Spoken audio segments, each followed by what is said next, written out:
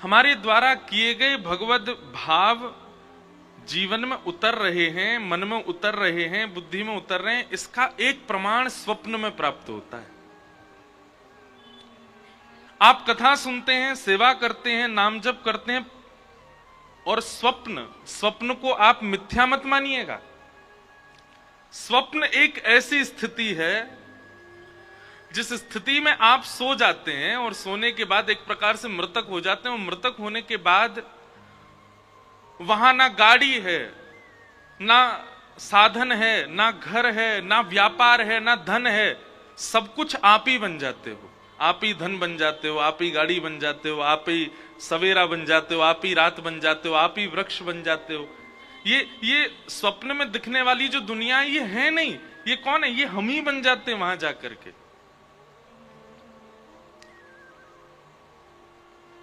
हमारे साधुओं ने, संतों ने, ऋषियों ने इस बात को प्रमाणित किया कि व्यक्ति के हृदय की वास्तविक स्थिति उसके स्वप्न में दिखाई देती है।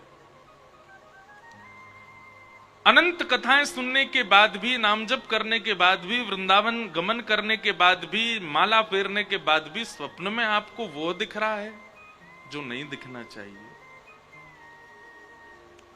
वह दिख रहा है जिससे आप भयभीत हो रहे हो। या सीधी बात, ना भय की कोई वस्तु दिख रही है, ना ऐसी कोई वस्तु जो नहीं दिखनी, बस संसार दिख रहा है, तो भी आप अपने हृदय का आकलन लगा सकते हो कि यहां है मेरी स्थिति।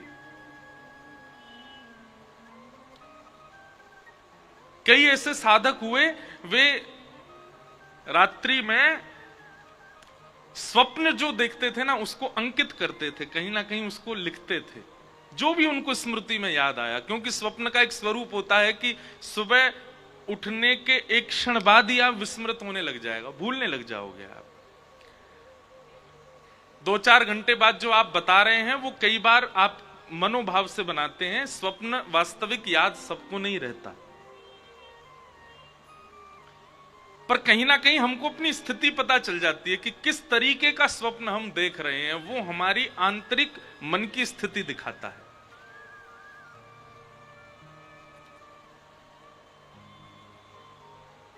दुष्स्वप्न आना, बुरे स्वप्न आना, गलत वस्तुओं का बार बार दिखना, भय की चीजों का दिखना, ये एक प्रकार से ये दर्शाता है कि हमारा भजन अभी मन से नहीं बना है, हमारी कथा अभी मन से नहीं बनी है, हम वृंदावन अभी मन से नहीं गए।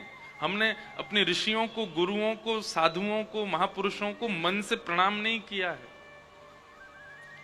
2 स्थिति बनेंगी यदि मन से होगा तो, या तो स्वप्न में कुछ दिखेगा ही नहीं, सोओगे तो ठीक सीधे सुबह ही उठोगे, और या फिर दूसरी स्थिति बनेगी कि स्वप्न जब भी देखोगे तो उसमें कोई निकुंज की लीला ही दिखेगी, निकुंज के भाव ही दिखेंगे।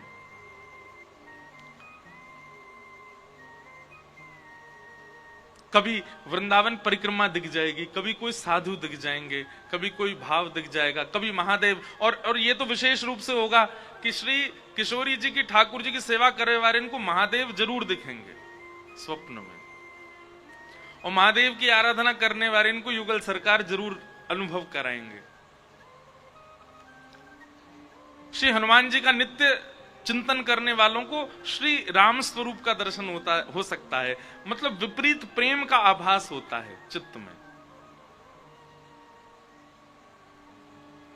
पर हमें क्या दिखते हैं? हमें सांप दिख रहे हैं, कोई को ब्याह दिख रहा है, कोई मरो भयो दिख रहा है, अपनों ही ब्याह दिख रहा है। कभी खाते हुए दिख रहे हैं, कभी रोते हुए दिख रहे हैं, कभी भागते हुए दिख रहे हैं। मन की स्थिति आपका स्वप्न बताता है कि आप किस स्थिति में हो, किस स्तर पर आ चुके हो। स्वप्न को मिथ्या मत मानिएगा।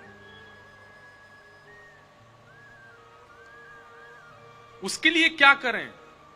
तो एक तो वैदिक नियम है जो कि श्रीमद् भागवत ने आज्ञा की है, गजेंद्र मोक्ष का पाठ किया करो। रात्रि शयन से पूर्व हाथ पैर धो करके अगर आप कर सको तो श्री गजेंद्र मोक्ष का पाठ करो। दुष्स्वप्न नाश, दुष्स्वप्नों का नाश होता है। और या फिर सोने से पहले कथा की कोई लीला, ठाकुर जी की कोई लीला, ठाकुर जी का कोई भाव, उसका दर्शन करो, उसका चिंतन करो और फिर शयन में जाओ।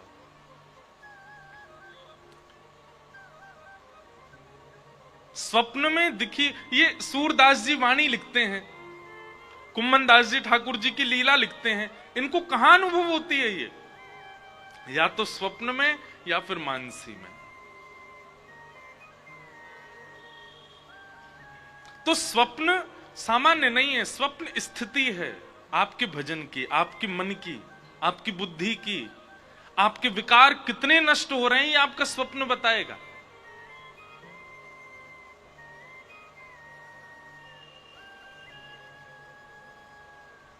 और ये सप्ताह कथा का क्रम,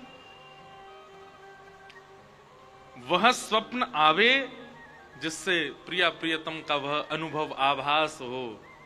धर्म प्रयोजित कई तवोत्र परमो।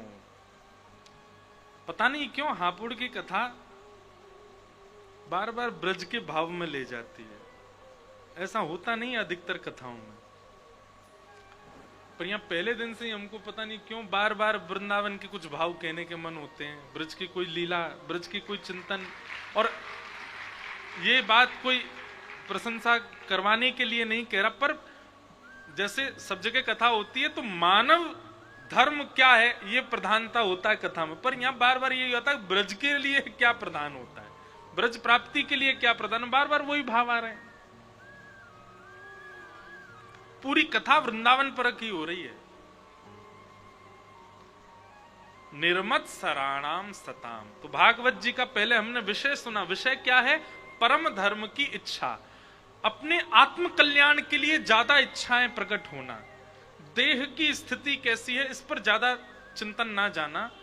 मेरा बहुत यश हो, नाम हो, कीर्ति हो, वैभव हो, संपदा हो, ये सारी इच्छाएं तब तक रहती हैं जब तक संसार का भाव है। लेकिन भगवतीय भाव आने के बाद में कोई मुझे देख करके बहुत यश दे, ये भी अच्छा नहीं लगता। यश कीर्ति से भी कहीं ना कहीं दिक्कत होने लग जाती है। अंतरंग अंतर्मुखी रहने का बहुत मन होने लग जाता है, और यही अंतर्मुखी भाव ही परम धर्म है। भागवत का विषय है। भागवत जी के आश्रम में रहोगे आप अंतर्मुखी जरूर हो जाओ। दूसरी बात, भागवत का अधिकारी कौन है? तो कहते हैं निर्मत सराणाम सताम, जिसके चित्त में मात्सर्य दोष नहीं है। अंतर्मुखी होने की स्थिति में आप तभी जा सकते हो जब आपके चित्त में ईर्ष्या ना हो किसी के भी प्रति। किसी के उत्थान को देख के, किसी के व्यवहार को देख के, किसी के सौंदर्य को देख के, किसी की उज्जवलता देख के, किसी की प्रबलता देख के आपके चित्त में ज्वलनशीलता होती है, आपके चित्त में ईर्ष्या होती है।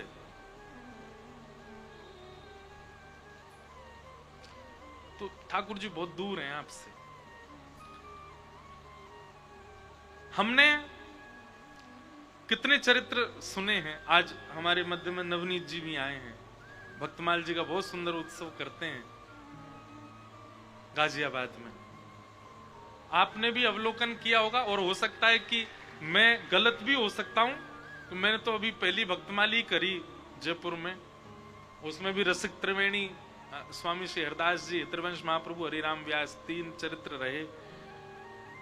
पर जितने भी भक्तों के चरित्र देखें, एक बात अनुभव की है, व्यक्ति के अंदर क्रोध का यदि स्वभाव था उसने भी ठाकुर जी को कभी ना कभी पा लिया। लोभ का स्वभाव था, कभी ना कभी उसने भी ठाकुर जी को पा लिया। काम का स्वभाव था, उसने भी ठाकुर जी को कभी ना कभी पा लिया। अरे भक्ष सेवन करने वालों ने भी ठाकुर जी को पा लिया, लेकिन ईर्ष्यालु नहीं पाया। ईर्ष्यालु को ठाकुर जी नहीं मिले। महाराज जी कोई ईर्ष्यालु भक्त की कथा है, और ईर्ष्यालु अगर होंगे भी ना तो वो कैसे होंगे? कोई की भक्ति में लेकाद वो भाव आ जाता है ना, या कि ठाकुर जी जैसे हरिराम व्यास जी ने जाकर के और श्री हमारे गोपाल भट्ट गोस्वामी जी से कह दी, झूले रे झूले मेरे गंड की नंदन है, जैसे भटा कढ़ी में बोरे अंग लगायो चंदन, झूले रे झूले मेरे गंड की नंदन। अब वहां क्या कह रहे हैं हरिराम व्यास जी? बोले ऐसे लग रहे हैं जैसे कोई बैगन जो है का कड़ी में बोर दियो हो, क्योंकि गोपाल भट्टी जी के तो केवल शालिग्राम जी थे पहले। बोले ऐसा लग रहा हो कोई गहरे रंग वारो बैगन कड़ी में बोर के धर दियो हो, क्योंकि शालिग्राम जी के ऊपर चंदन लगा हुआ था। झूले रे झूले मेरे गंड की नंदन। बस अब इसको आप क्या मानोगे? ईर्ष्या? नहीं, ईर्ष्या नहीं है, केवल एक भाव ऐसे ही, ये क्या बोले, विनोद भाव था। और इसी विनोद भाव से देखो कैसा कैसा विरह उद्दीपन हुआ श्री गोपाल भट्ट गोस्वामी जी के चित्त में, रात भर रोते रहे। और नरसिंह चतुर्दशी से ठीक एक दिन पहले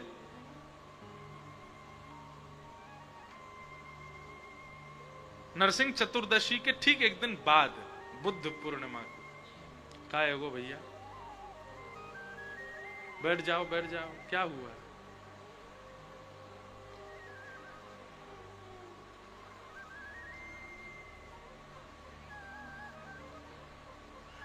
कौन आगो भैया? हैं? सांप? सांप? कोई ये काट तो ना गयो भैया?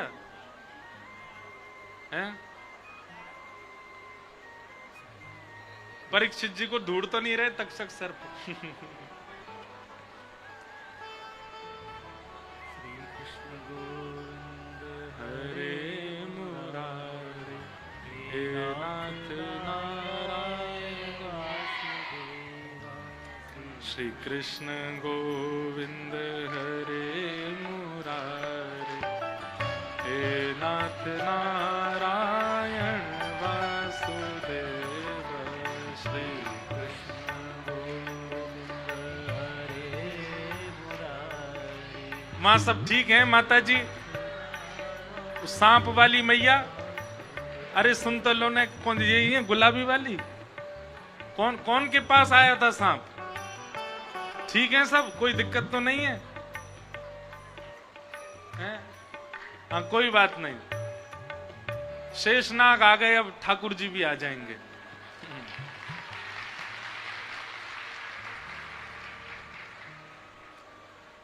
वाह, कितनी तत्परता से कथा सुन रहे थे। बेचारा वो वहां तक पहुंच गया, किसी को पता ही भी नहीं चली होगी। बोलो वृंदावन बिहारी लाल की। तो हम क्या कह रहे थे? इधर देखो इधर देखो, किसी को कुछ हो तो नहीं गया ना भैया? हाथ उठा के बताए तो एक बार, हमारे सब ठीक है? बेचारी मैया पसीने आ गए हैं? हाँ, तो जहां तक हमारी भावना देखने में आई है कि जिसने उद्देश्य के साथ ईर्ष्या रखी है चित्त में, उसको ठाकुर जी नहीं मिले। तो आपके अंदर क्रोध ज्यादा है, टेंशन की बात नहीं है। कभी ना कभी भगवत साधन करते रहो, सत्संग करते रहो, ठीक हो जाएगा। काम ज्यादा है, साधना से ठीक हो जाएगा। लोभ, ईर्ष्या, द्वेष, अभिनिवेश आदि आदि ये सब ज्यादा हैं, तो ये भी ठीक हो जाएगा। पर द्वेष यानी कि ईर्ष्या, अगर ये आपके अंदर प्रकट हुआ है तो आपका चिंता का विषय होना चाहिए।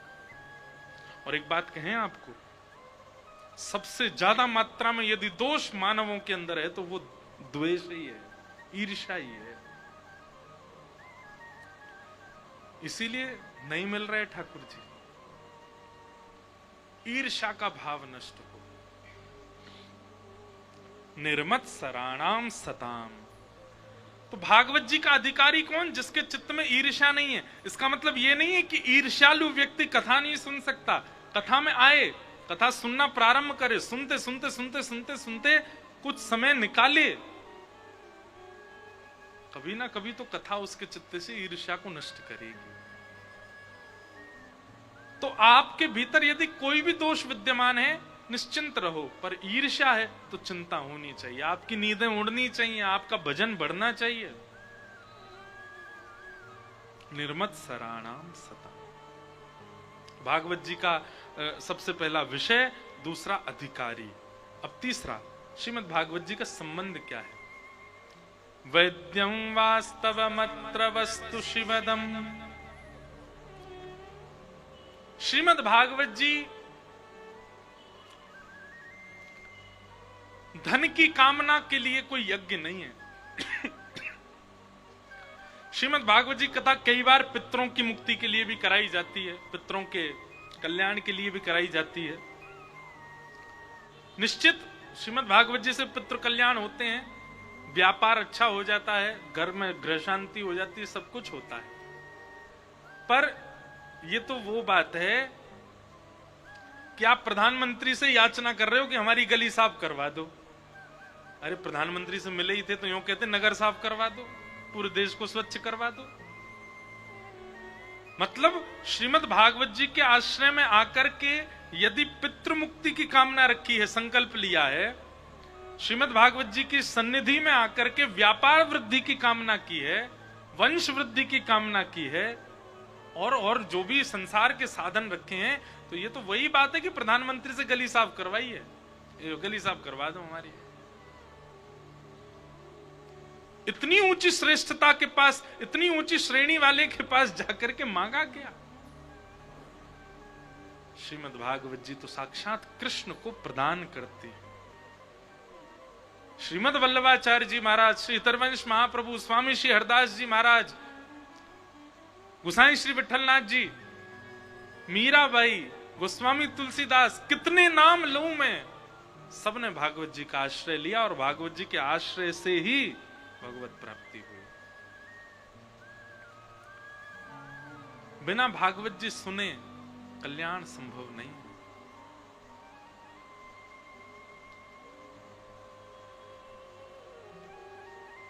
हरिराम व्यास जी का एक पद है, रसिक अनन्य हमारी जाति।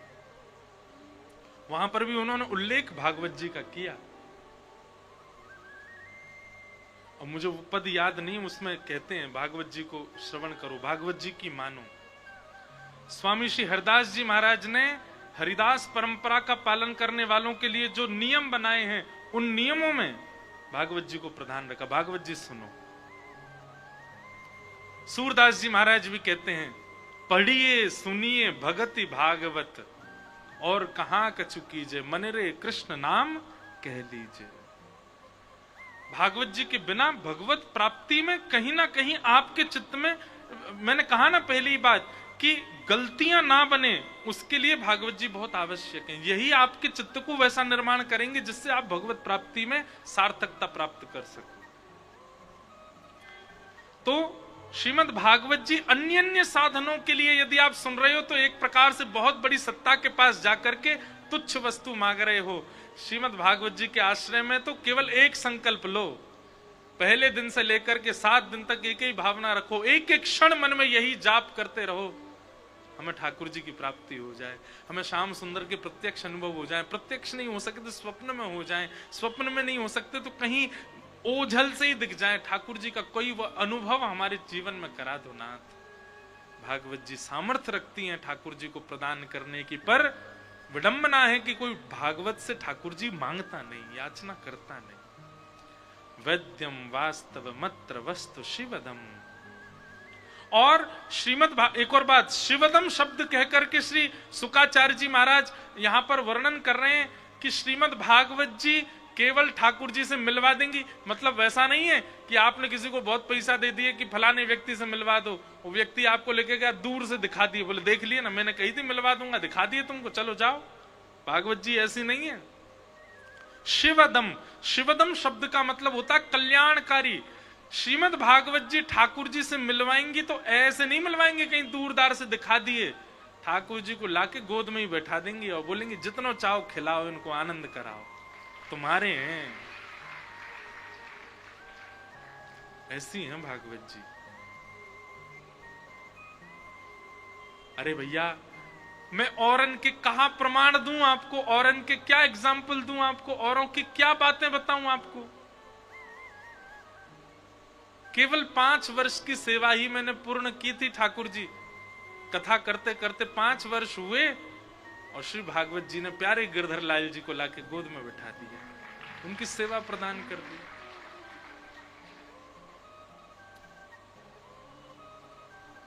केवल 5 वर्ष की सेवा से ठाकुर जी गोद में आ गए। और अब तो मन में, भाव में, स्मृति में, सब में खूब आनंद रहता है। इस साल ठाकुर जी को भी 5 वर्ष हो गए। अब 6वां जन्मोत्सव है नाथ द्वारा में श्री लाल जी का। 11 से 17 जनवरी श्री गिरधर लाल जी का जन्मोत्सव नाथ द्वारा में, राजस्थान में।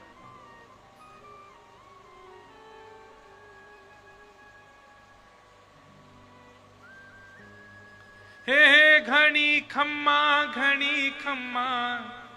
घणी रे खम्मा मारा श्री जी बाबा ने घणी रे खम्मा, घणी खम्मा घणी रे खम्मा मारा श्री जी बाबा ने घणी रे खम्मा।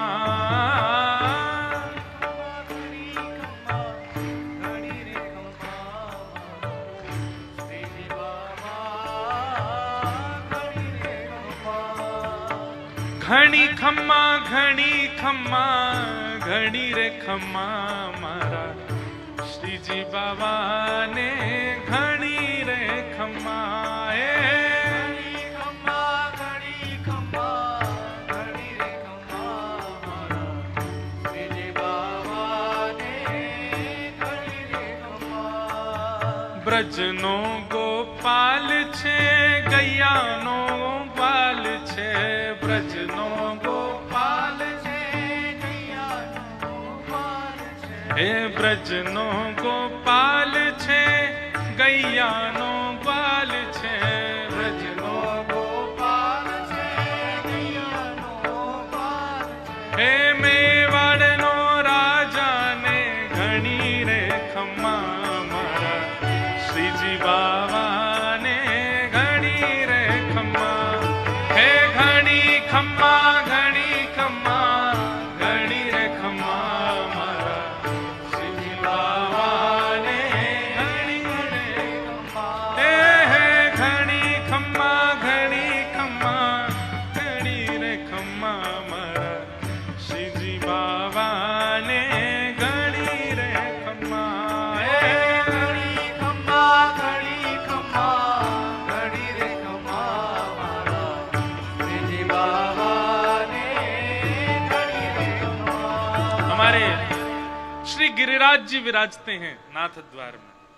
ये जो पीछे स्वरूप है श्री ठाकुर जी का, श्रीनाथ जी जो प्रकट हुए गोवर्धन में, पर अजब कुमारी नाम की एक भक्ता थी जिसके लिए श्री ठाकुर जी मेवाड़ चले गए और वहीं विराजते हैं।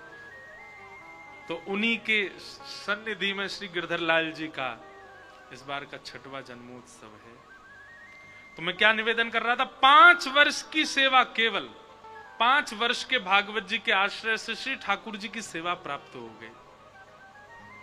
कुछ दिन लेके तो रखिए, भागवत जी का आश्रय प्रदान करेंगी। यहां भागवत जी में गलत नहीं, वैद्यम वास्तव मत्र वस्तु शिवदम, कल्याणकारी संबंध कराती हैं भागवत जी ठाकुर जी से। ये भागवत जी का विषय, अधिकारी और संबंध। और चौथी बात आती है प्रयोजन। भागवत जी का प्रयोजन क्या है? तापत्रयोन्मूलनम। 3 प्रकार के ताप होते हैं हमारे जीवन में, आदि दैविक, आध्यात्मिक, आदि भौतिक। कोई तन दुखी, कोई मन दुखी, कोई धन बिन रहित उदास, थोड़े थोड़े सब दुखी। कोई तन से दुखी है, कोई मन से दुखी है, कोई बुद्धि से दुखी है, कोई स्वभाव से, व्यवहार, सब दुखी हैं। ये सारे दुख 3 ही चीजों के अंदर आते हैं, आदि दैविक, आध्यात्मिक और आदि भौतिक। श्री कृष्ण की शरण लेने वाले, भागवत जी की शरण लेने वाले के जीवन में क्या होता है? ताप तो रहते हैं पर उन तापों की पीड़ा का अनुभव नहीं होता। ताप तो होता है पर उसकी अनुभूति नहीं होती। एक प्रकार से मैं कथा में कहा करता हूं, भागवत जी क्या है? बोले एनेस्थीसिया का इंजेक्शन है, एक बार लगवा लो सुन नहीं जाओगे। एक बार नहीं है तो 2-3 डोज लगवा लो, सुन घूमोगे। फिर क्या हो रहा है जीवन में उससे? देखो जी, पर पता फिर क्या करना पड़ेगा? फिर संसार में अगर कुछ ऐसा होगा जिससे बुद्धि और मन दोनों को टूटना चाहिए, अगर ऐसा कुछ होगा तो आपको नाटक करना पड़ेगा संसार के आगे। अरे मैं तो बहुत दुखी हूं, मेरे को बहुत कष्ट है, पर वास्तव में ठाकुर जी की सन्निधि में रहने वाले को तन का, मन का, व्यवहार का, विचार का कोई भी कष्ट आता है वो विचलित नहीं होता है, वो परमानंद में ही रहता है। उसको फिर व्यवहार करना, नाटक करना पड़ेगा दुखी होने का। दुख तो जीवन में आएंगे पर अनुभव नहीं होगा, ये बात है। एनेस्थीसिया वाले का इंजेक्शन लगा दो, ऑपरेशन तो होता है उसको, पर उसको दर्द नहीं होता। ठीक वैसे हो जाते हैं। तो वही बात कह रहे हैं, तापत्रयोन्मूलनम, 3 प्रकार के ताप जीवन में आते हैं, उनसे मिलने वाली पीड़ा का उन्मूलन कर देते हैं ठाकुर जी। मीराबाई को विष पिलाया। गोस्वामी तुलसीदास जी की कितनी निंदा की, जिस काल में गोस्वामी जी थे उस काल में। ध्रुव प्रहलाद की कथा हम सब सुनते ही हैं, उनके साथ क्या क्या नहीं किया सबने। ठाकुर जी की कथा सुनने वाले के जीवन में पीड़ा आएगी तो पीड़ा से वो दुखी नहीं होगा, और बहुत बड़ी सत्ता आएगी तो वो सत्ता से वो अत्यंत प्रसन्न नहीं होगा। ये बात निश्चित है। हितरवंश महाप्रभु के परम अनुयायी थे श्री विठल दास जी, उनका चरित्र आता है। तो विठल दास जी एक बार यमुना के तट पर हितरवंश महाप्रभु और 2-4 साधक जन बैठे थे, और श्री विठल दास जी वहां सेवा कर रहे थे। तभी जूनागढ़ के राजा का एक पत्र आया, और वो पत्र उसके ऊपर लिखा था, विठल दास जी के लिए आया था। बहुत ध्यान से सुनो सब लोग, इधर देखो। तो विठल दास जी ने वो पत्र महाप्रभु जी के चरणों में निवेदित कर दिया, पढ़ा नहीं। बोले तुम्हारे नाम से आप पढ़ो, बोले नहीं भगवान आप ही देखो। महाप्रभु जी ने जब वो पत्र देखा तो वो प्रधानमंत्री का था, वहां के राजा का था, और उसने लिखा था कि श्री विठल दास जी को हम प्रधानमंत्री की पदवी देना चाहते हैं। आपसे निवेदन, आप परिवार सहित, गाजे बाजे सहित, हम पूरी सेना भेजेंगे आपको लाने के लिए, आप कृपा करके आइए और अपने मंत्री पद को स्वीकार कीजिए, मंत्री पद को स्वीकार करो। जब ये पत्र पढ़ा तो महाप्रभु जी तो बड़े प्रसन्न हो गए। बोले विठल दास इधर आओ, ये पत्र पढ़ो। बोले नहीं जय जय, आपने पढ़ लिया, आप ही बताएं क्या है। अरे बड़े सौभाग्य की बात है, हमारे राधा वल्लभ जी कृपा से, वृंदावन की कृपा से आपको मंत्री पद मिल रहा है। वहां के राजा ने मत पत्र भेजा है कि आप प्रधानमंत्री का पद स्वीकार कीजिए।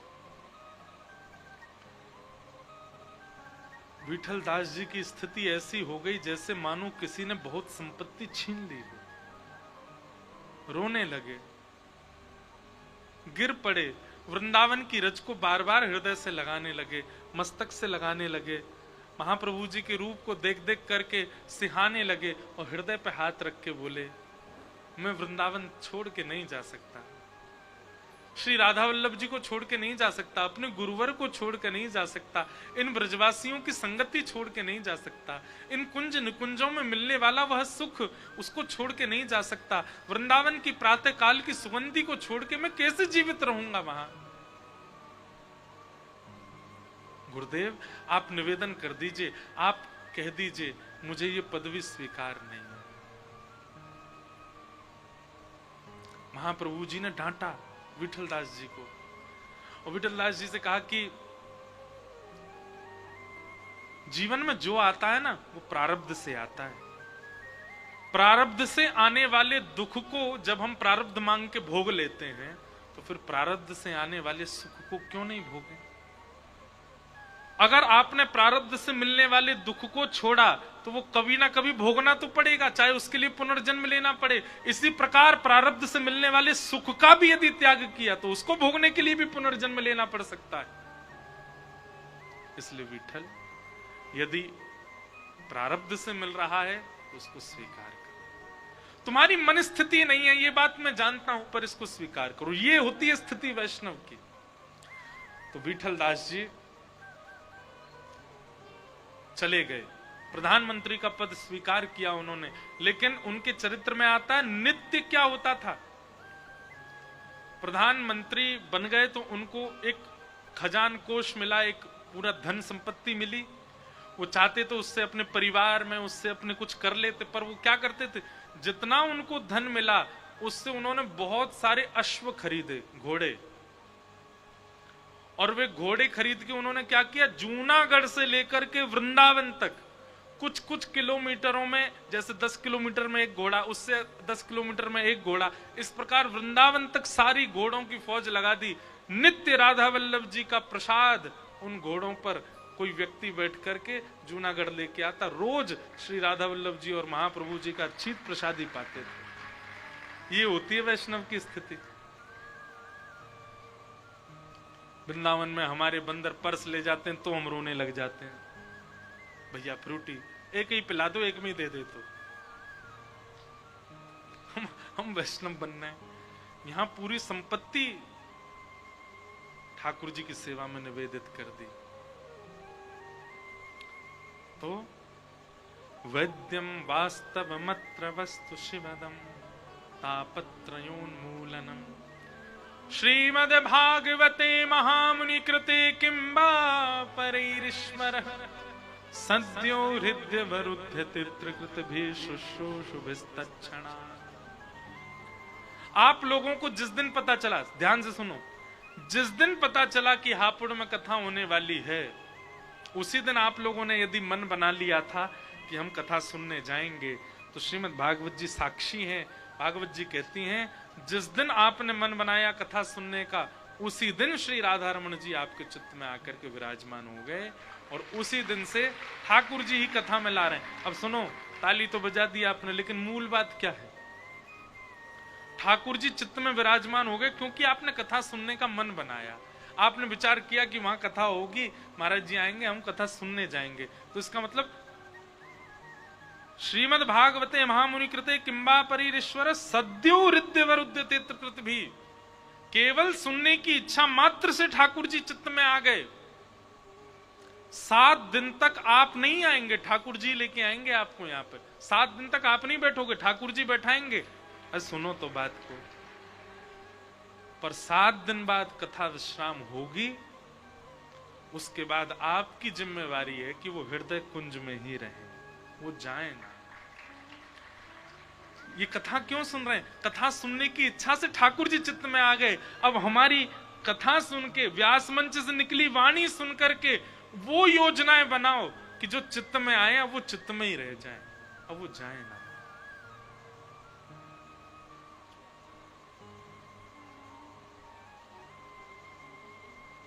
बहुत सुंदर भाव है। लड्डू 4 कचौड़ी 6। बोल गिरिराज महाराज की। जो ना बोल रहे वहां में दे।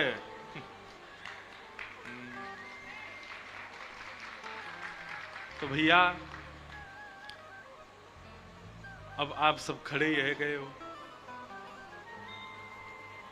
निगम कल्प तरोर गलितम फलम सुख मुखादमृत द्रव संयुतम पिबत भागवतम रसमालयम मुहुर्हो रसिका भुवि भावुका।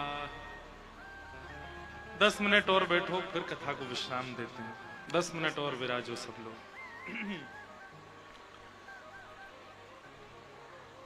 अब तो बैठाने को कोई फायदा ना है, ये तो बात ही करेंगे अब। निगम कल्प तरोर गलितम फलम। श्रीमद् भागवत जी वेद रूपी कल्प वृक्ष का पका हुआ फल है। सुखदेव जी के मुख लग जाने से अमृत तुल्य हो गई हैं।